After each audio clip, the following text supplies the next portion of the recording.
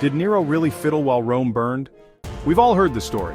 In 64 CE, while Rome was engulfed in flames, Emperor Nero played his fiddle, watching the city burn. But is this tale of callous indifference true? Let's break down this famous historical myth and uncover the truth behind Nero and the Great Fire of Rome. First, let's establish some facts. The fire began on July 18, 64 CE, and raged for 6 days, destroying much of the city. Now, here's where things get interesting. Nero wasn't even in Rome when the fire started.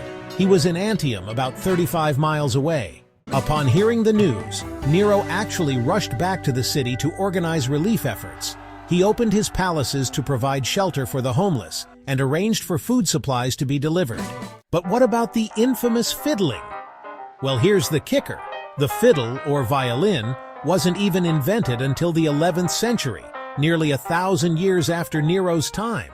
If Nero played any instrument, it would have been the lyre. Some ancient sources do mention Nero singing about the destruction of Troy while watching the fire, but these accounts are considered unreliable.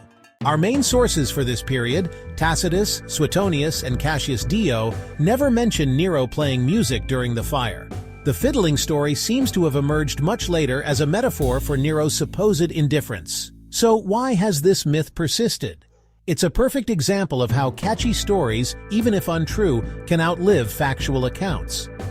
Nero's reputation as a tyrant, combined with the dramatic image of him playing music while Rome burns, created a compelling narrative that stood the test of time. Next time you hear someone say Nero fiddled while Rome burned, you can set the record straight. History is full of surprises, and sometimes the truth is more interesting than the myth. Don't forget to like, subscribe, and hit the notification bell for more historical myth-busting videos.